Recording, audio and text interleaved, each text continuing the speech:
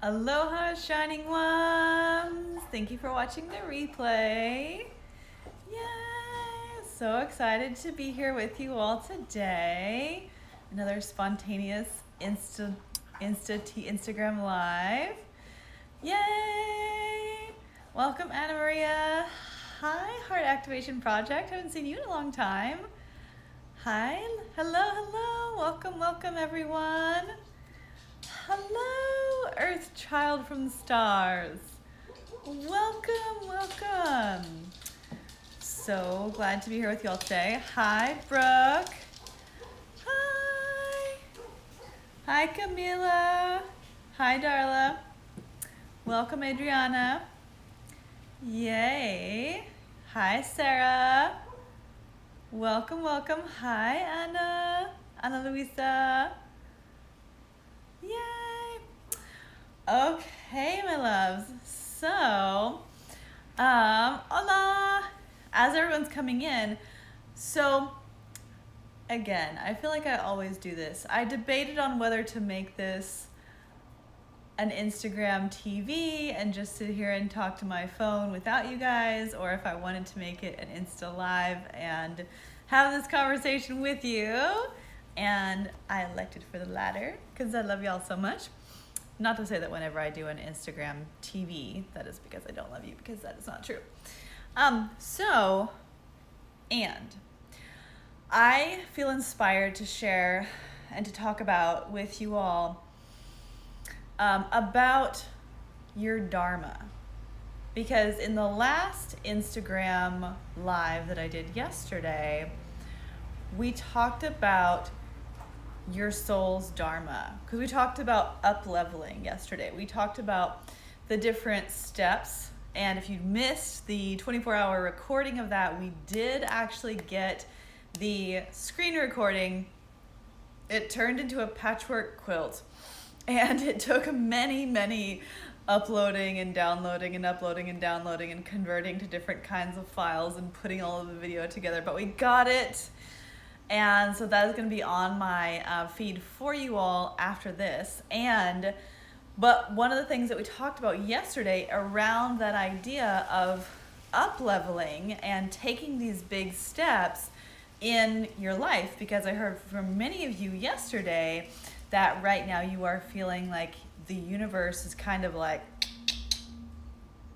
time to take it up a notch, time to take that big step, time to really reevaluate how you have been doing things and to choose differently, to really step into your sovereignty, to choose and decide that you get to have a different kind of life, that you get to have a life that is beautiful and inspiring and empowering and abundant, and that requires next level kind of steps sometimes.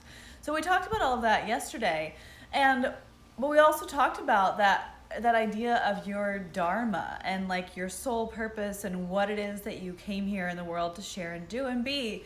And I had a person who will remain unnamed, who is very dear and close to my heart, who asked me the question, how do you know what your Dharma is? And I was like, oh wow, this person who I love so much is asking me, how do you find your Dharma? And I was like, wow, well, I definitely have to talk about this to everybody, because if somebody that is so close to me is having this kind of question, it's a bigger conversation. So I'd love to hear from you guys. So drop an emoji, give me a smiley face or hearts or some kind of something in the emoji, words to express how you're feeling about that idea of your Dharma, your soul's purpose. Like, do you have that sense of what it is that you're here to do? Are you still looking for what that might be?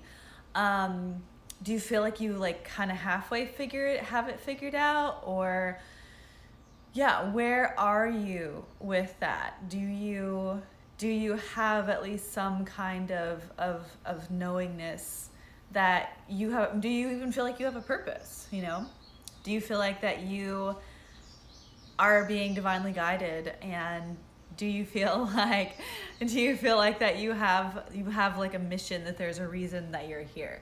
Do you know that? Are you in touch with that? Halfway, but doubts. Feeling it. Lots of emojis, including aliens, which I love. I have a general sense, but not super concise understanding.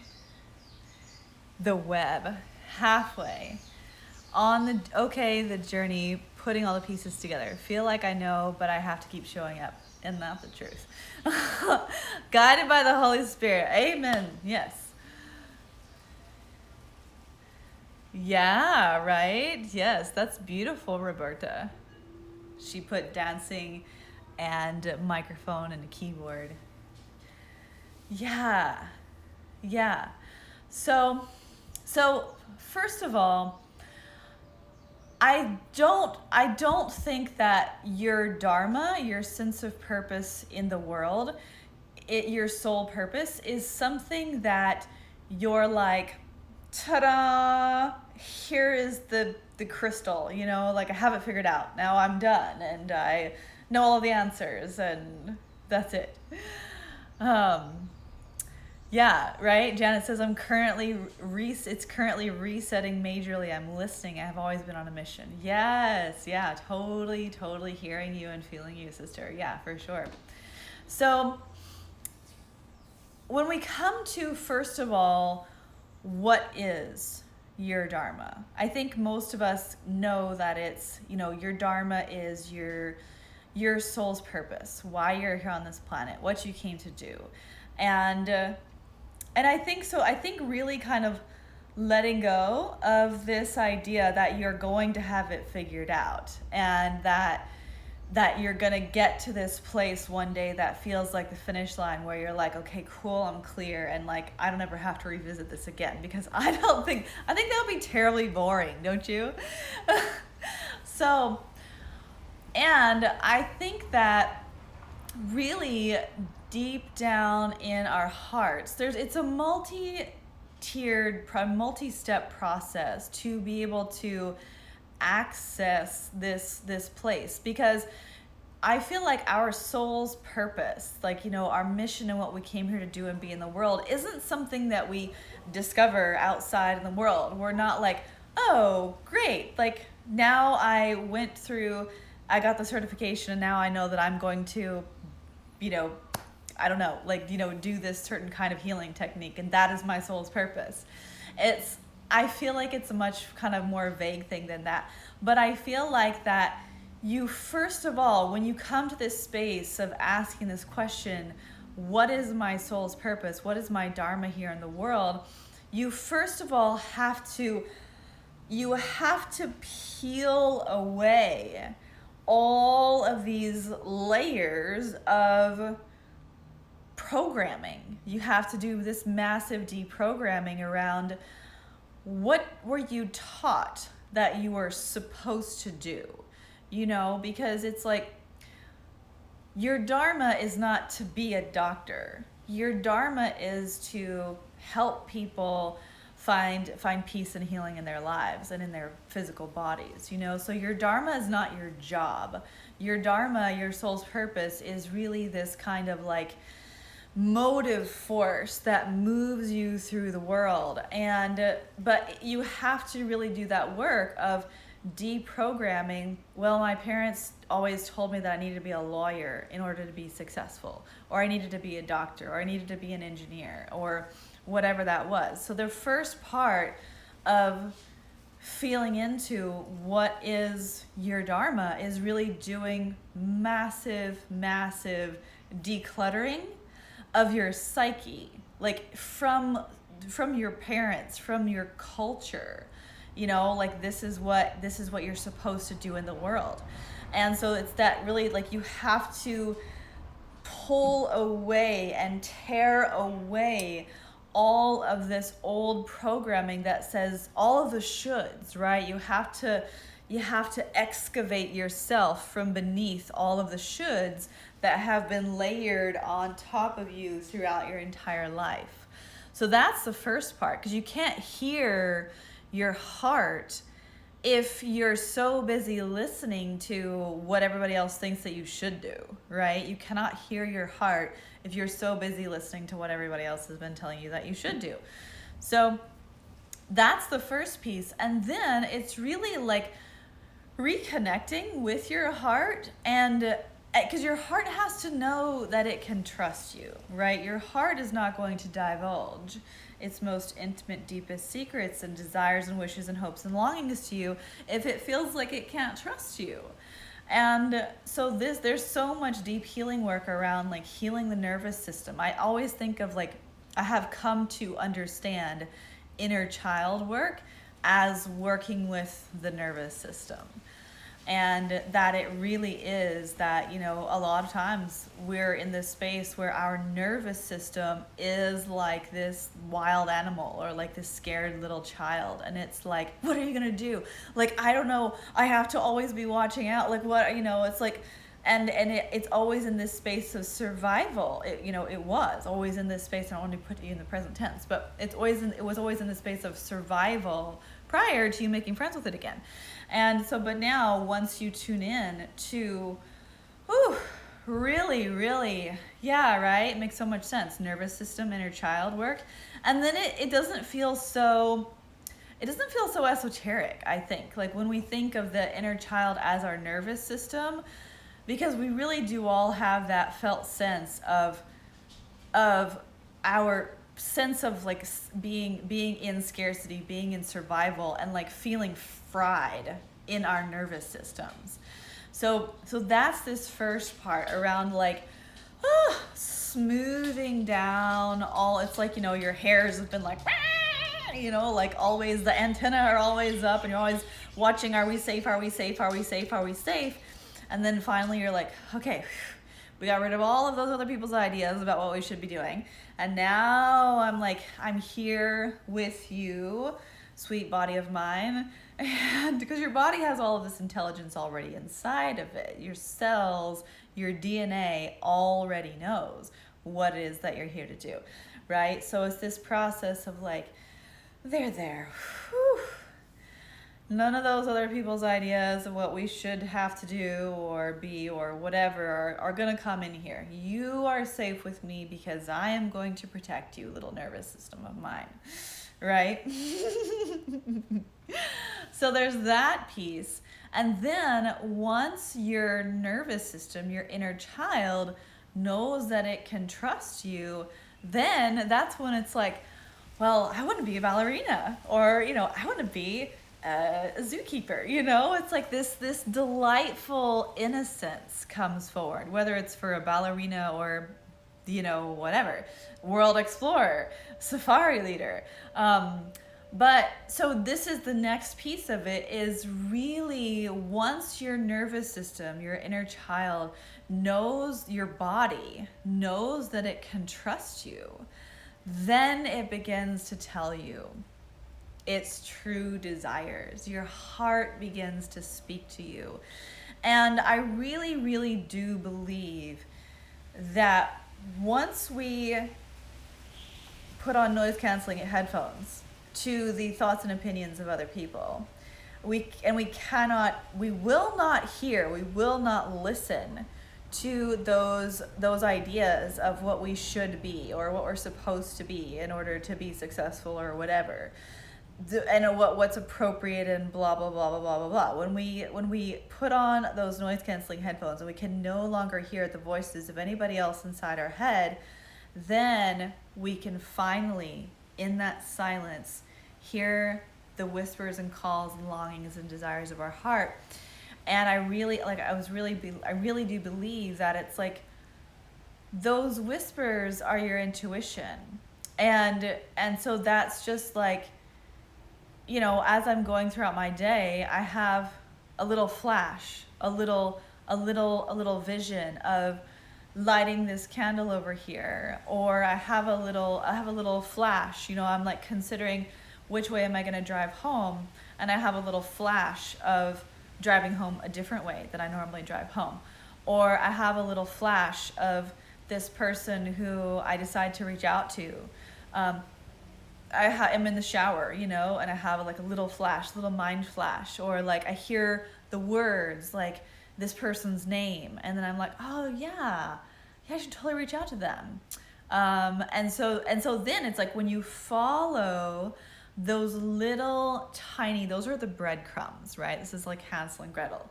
Your heart is leaving these little like breadcrumbs for you along the trail.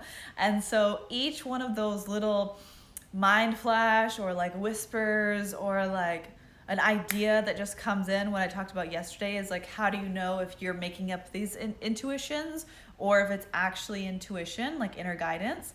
And I always say it's like, if you can track it, it's not always true, because like the closer and closer and closer you get to actually merging with your heart and like living in true embodiment with your heart, then it's not so distinct.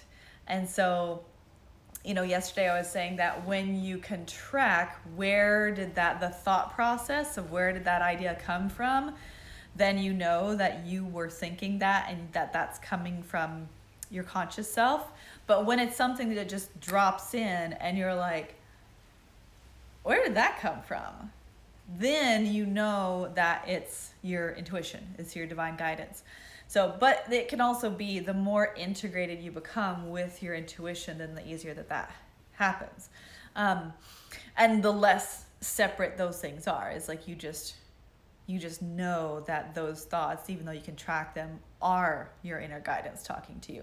So it's really following. We all get these kind of little impulses where it's like, ooh, like I think I should do that. Like, ooh, what if I did that? Like, ooh, that sounds fun.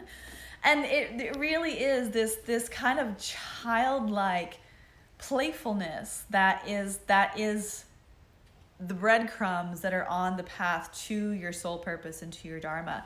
So it's really giving yourself, being in the space of what is my soul purpose, what am I here to do in the world. It's really being in the space of allowing yourself to have these playful intuitions, you know, to follow the sense of delight that comes into your life, right? It sounds like fun.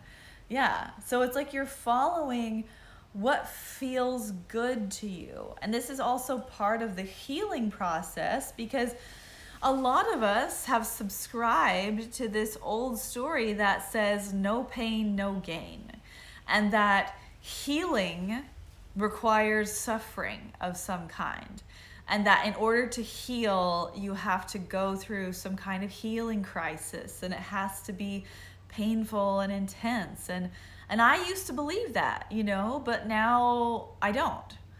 And that's another conversation for another day.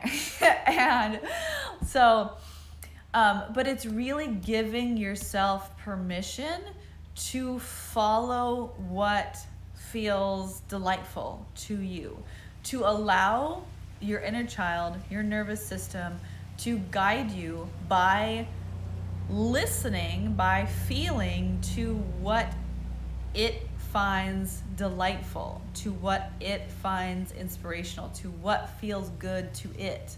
So that like you're getting, you know that you're getting closer when more day after day after day, you're doing things that make you feel good, truly. Because it's like, do you think that you came here to this planet to experience suffering? Like, do you think that's actually why you came here?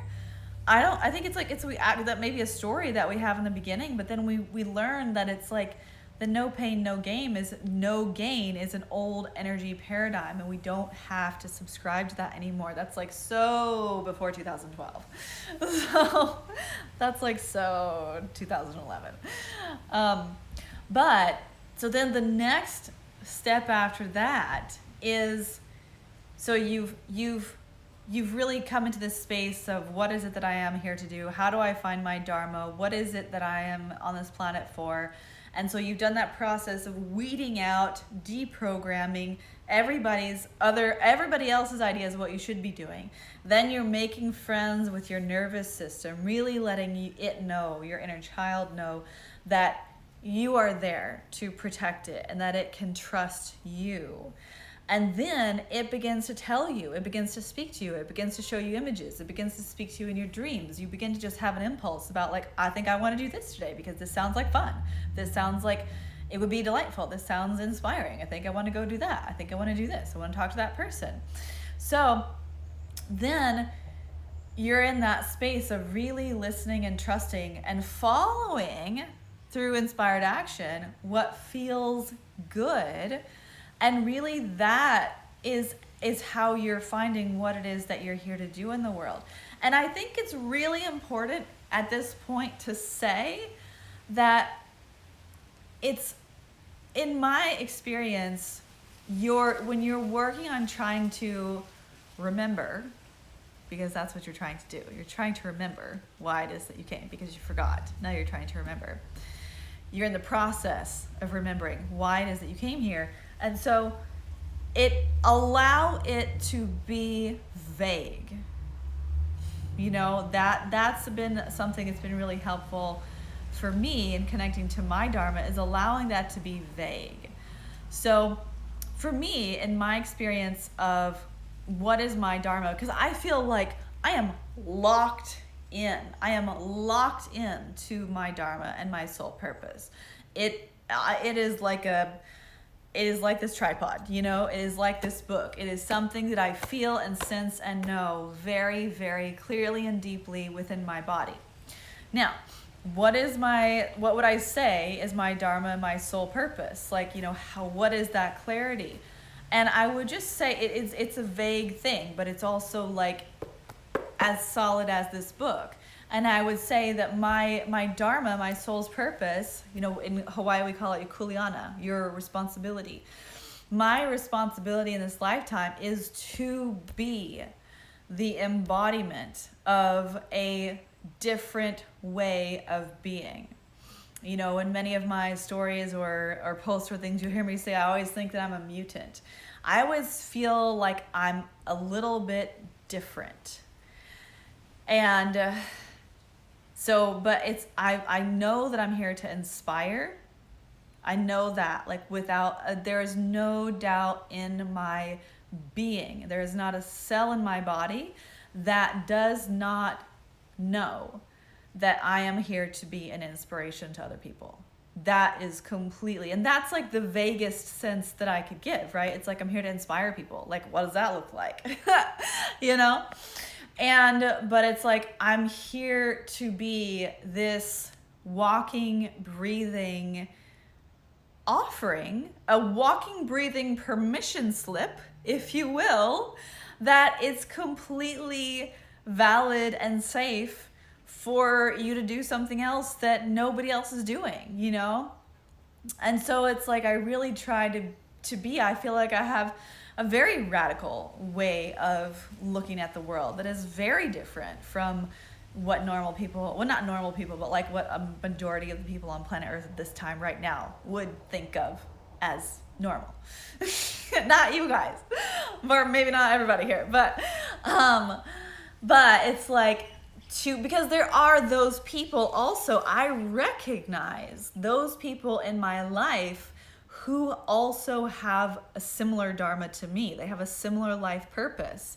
And it's like, I see them out in the world, and when I hear their stories, and when I see them picking up Starbucks, you know, or whatever it is that they're doing that is like the normal thing, but they have accomplished this, or they are sharing these kinds of radical views, or they have just really overcome so much adversity in their lives, and they have so much wisdom that they're willing to share.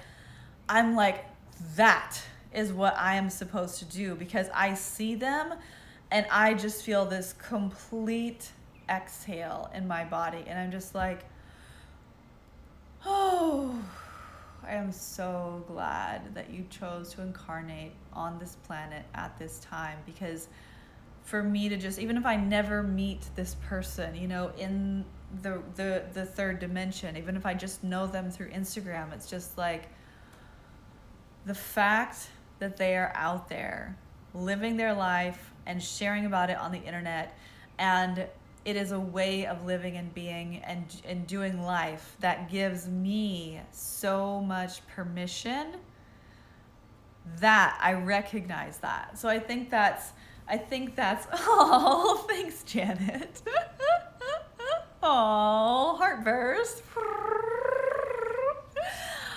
So when you see those people, so Janet, right? Then there's probably, when you recognize that in me, that probably means that that's part of what you're here to do too, right? And so it's like when you see other people out in the world and you feel so inspired by them, take note, because that is probably also a clue of what it is that you are here to do and what your soul's purpose and your divine Dharma is. So yeah, so really that's like, just let it be vague, let it be undefined, you know? So it's like to be an inspiration of another way of living and being in the world.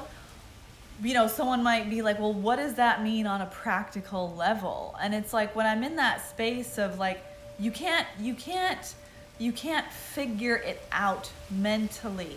It is something that you just try, you know, you're just throwing coins, you know, you're just pulling it out. I'm so glad this is helpful for you, Brooke. So you're experimenting, you know, so you have this sense of knowing of like, I see other people doing this, I feel so inspired, so that might mean that there's another, that they're plucking a chord within me and I'm resonating with what they are because I am something similar. But then you have to also, like, you know, find your own way with that and your own unique and creative way of doing that. And so, and to know that it's like you only learn by doing, because when you take that risk and you try to do something that feels like what it is that you feel like you're here to do, your mind can never know for sure because it's theoretical. But once you actually do that thing and you have that felt experience inside your physical body, because your Dharma doesn't live in your mind. Your Dharma lives in your DNA. Your Dharma lives inside every one of your cells, and really specifically, your Dharma lives inside of your heart, because the heart is this like first organ that's formed, and then everything like unfolds out from that. And we can get all esoteric about, like, you know, your Merkaba and like your toroidal field and all of that stuff. But so it really is this like this centerpiece of your creation story as a human being is inside your heart.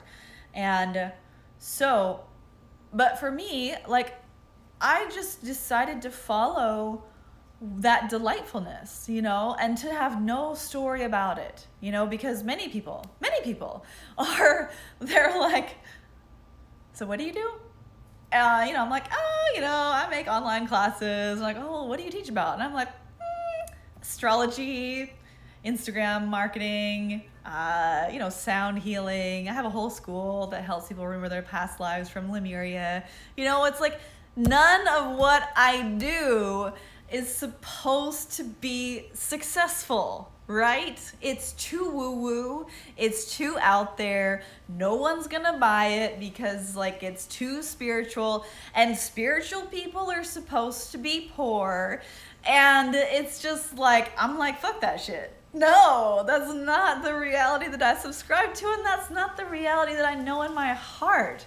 And now, after, you know, creating course after course on all of these different things, astrology, past lives, sound healing, sovereignty, like how to share yourself on Instagram, energetic hygiene, like all of these things that I do. So yeah, it's like this is also too, right? If you have not read Marianne Williamson's book, The Law of Divine Compensation, highly recommend. Go out and get it now. Download the Kindle tonight. But she really outlines this cosmic universal law that says when you share your soul, when you share your heart's true desires, you will get paid.